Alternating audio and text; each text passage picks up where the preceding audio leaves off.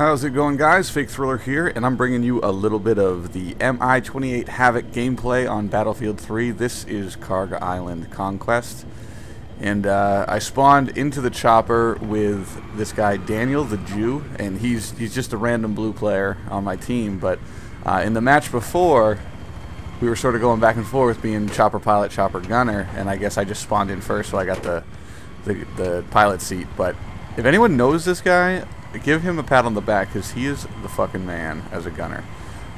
Normally I prefer to fly with Veggie, and we absolutely tear shit up.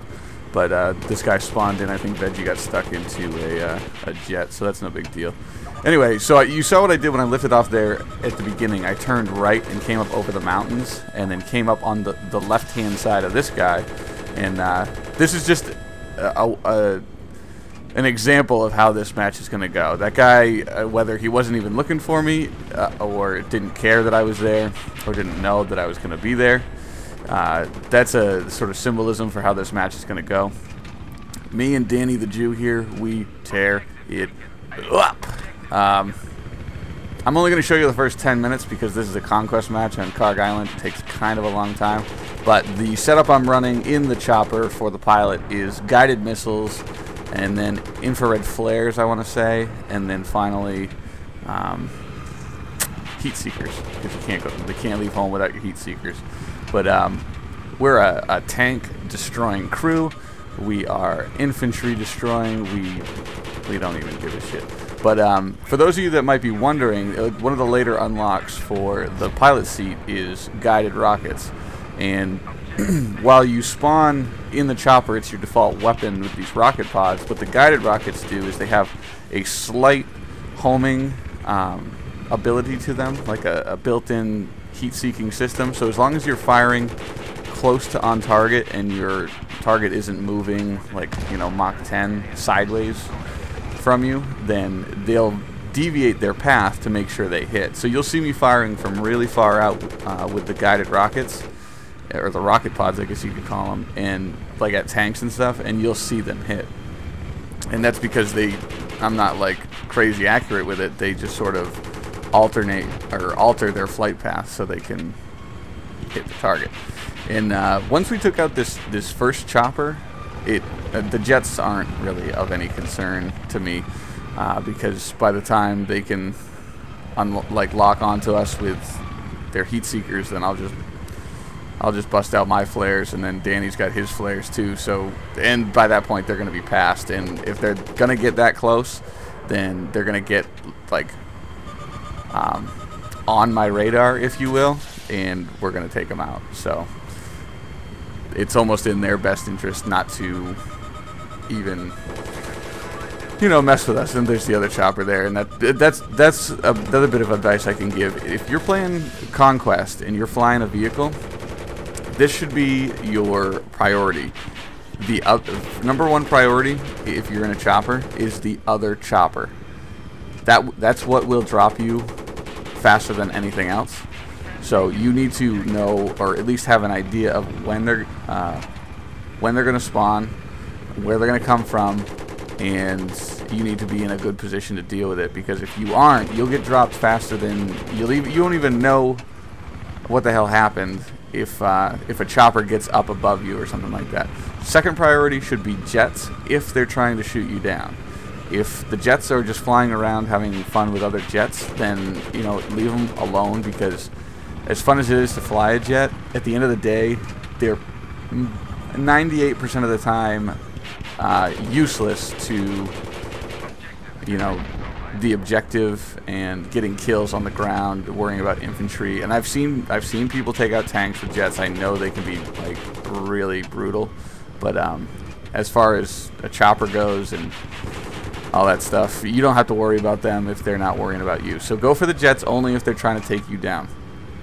And then third should be tanks, and then with tanks comes infantry control, and with infantry control becomes objectives. Don't ever be a hotshot and try and take a flag with your attack chopper. I know it's cool and I know it's possible, and I've done it myself, but you're putting a huge weapon at risk for no reason. I say that as I fly low over A, but I'm not trying to cap it. You're putting, I think on Kharg Island it takes like 90 seconds for the chopper to respawn. So if you get your chopper shot down because you're fucking around trying to cap B because you think it's funny to land on the roof and get chopper points by capping B, but you catch an RPG in the side because they have all the time in the world to lock you up, then it's not fun. Because then the enemy chopper will be up by the time you get back up, and so on and so forth. It's all about, you know, air dominance. You don't want to give that up, and you don't want to risk it by trying to cap a flag in the attack chopper. Now, the other thing, another bit of advice that I'm going to give you is, if possible, try and be able to communicate with your gunner, because you need to know, like, it helps them be way more efficient if they know which way you're turning. So you can, if you just say banking right, banking left, then they can at least like position their gun so it. Look at this. I think that's a Christmas noob. I don't think he had any flares or anything. I think he was just excited to be flying. But yeah. Anywho, you want to be able to communicate, especially for attacking, but even more especially for blowing flares. You don't want to have to worry about both of you popping your flares at the same time for no reason, so on and so forth. But speaking of all these tips and everything that I'm giving you, I'm putting time and effort into a decent chopper tutorial. I'm going to go through each of the different upgrades. I'm going to talk about their advantages and their disadvantages, and I'm going to give some basic tips and stuff like that. It's going to be presented in a nice little package. It's going to be nice and pretty and tied tight with a bow. But since it's going to be nice and pretty and tied tight with a bow, it's going to take me a while to sort of make it. So be on the lookout for that. If you're having trouble piloting the chopper or even being a gunner for a chopper, then make sure you subscribe and look out for that chopper tutorial that's coming. And it's going to be an attack chopper tutorial. I'm not going to worry about the scout choppers right now. I'll get to that later.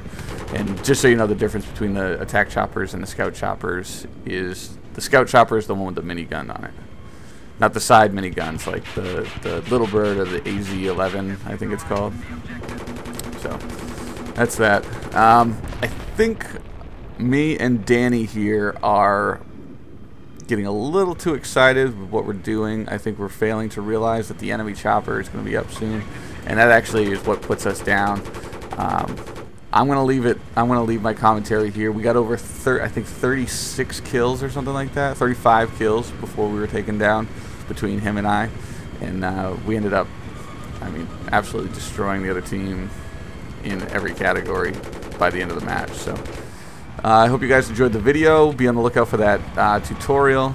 And there goes the chopper. Yeah, and this is me. I'm picking on a Christmas noob here. Pew pew. You can't even get off the runway. I'm a jackass. Alright guys, anyway, I'll leave the game volume up so you can watch the rest of our chopper dominance, and I'll catch you guys later. Peace.